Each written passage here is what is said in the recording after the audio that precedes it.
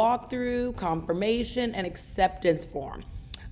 You can have multiple one of these, and I'll show you how to do that in a minute. But let's go through the form. So first, buyer walkthrough. So this contract, the notice to buyer, the contract provides that the seller will deliver possession of the property to the buyer in its present or required condition, ordinary wear and tear accepted. Before closing, the buyer should verify the condition of the property meets the terms of the contract.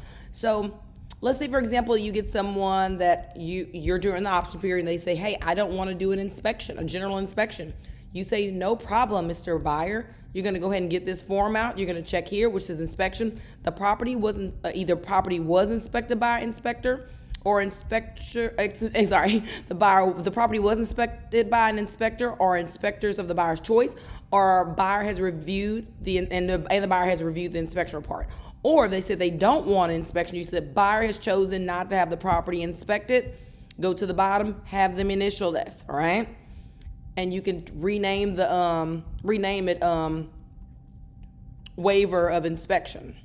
But then you can have this, bring the same form in again and say for re-inspection. It says after completion of agreed repairs, the property was re-inspected by inspector or inspector of buyer's choice. Buyer has reviewed that inspection report. They can do that or not. They can say, well, I had it inspected before, but I chose not to have it re-inspected after the repairs were supposedly done. Also, residential service contract. Another word for residential service contract is what? This is a home warranty. I think I wish I could write that in. But yeah, another word for our residential service contract is home warranty.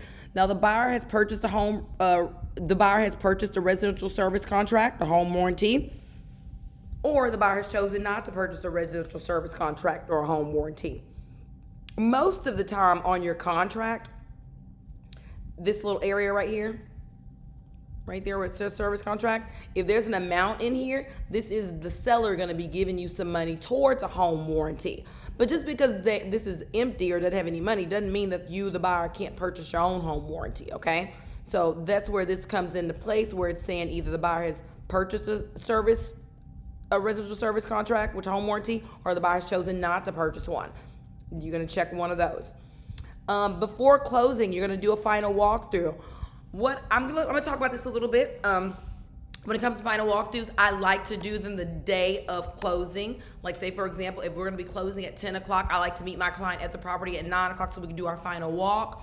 Me personally, I like to turn on I stop up the sinks, I put water in there, I plug it up, and I'll open the bottom of any of the sinks, and then I'll unplug it and watch the water run through. Make sure that there's no leaks or anything, it's not wet or anything. Also, I'll make sure the hot water's getting hot, the cold water's getting cold. I'll put the AC on, make sure it's getting hot, make sure it's getting cold. I'll come in and turn on the AC just to kind of see what's going on. Depending on the weather, guys, you got to give it some time, because sometimes if it's cold, if it's hot, it's really hard to get the heat. You'll talk to an AC person, whatever. But you do what you can. Make sure that you flush the toilets, run the water, make sure leaks. What you can, make sure all the lights are working, all the switches are working, the fans are working as it was when you came through. That's what I kind of like doing through my final walk. Make sure there are no windows busted. Nothing's changed drastically, from what we saw when we wrote in the contract. And also any requested repairs have been taken care of. And you also have a copy of the receipts, as well as there any transferable warranties. You make sure that's already, your client has all that stuff from the seller. Now let's get back to it. So before walking through, you can check this: buyer has walked through and reviewed the property on or before, and you select the day that you guys did your final walk, okay? Or if buyer has chosen not to walk through the property before, you select this one. Now, unseen. So this is a new section that got added to this form. Sight unseen, because we had a lot of buyer has visited and reviewed the property in person. You check that. Or buyer has chosen not to visit or review the property in person and purchase the property. This is when someone has put a contract on a property before seeing it, right? Sight unseen, I put a contract on it. But at some point, has the buyer come and visited the property and reviewed the property in person? Yes.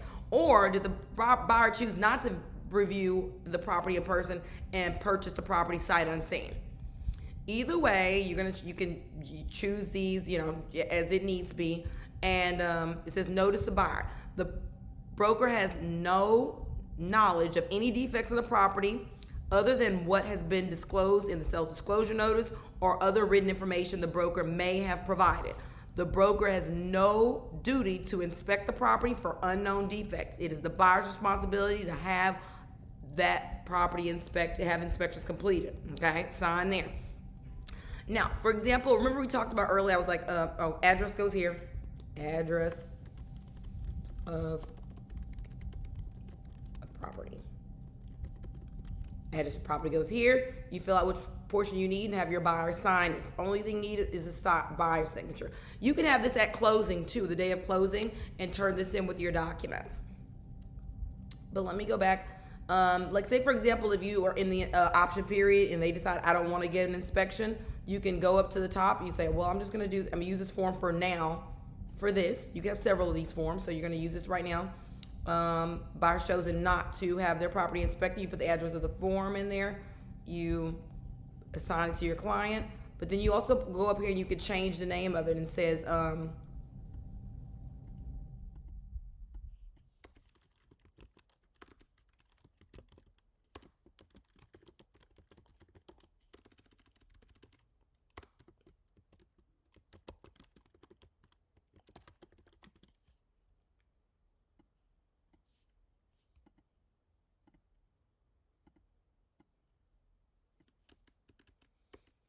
I would change it to that waive journal inspection confirmation form. You know the name of this buyer's walkthrough confirmation, right? So you can save it.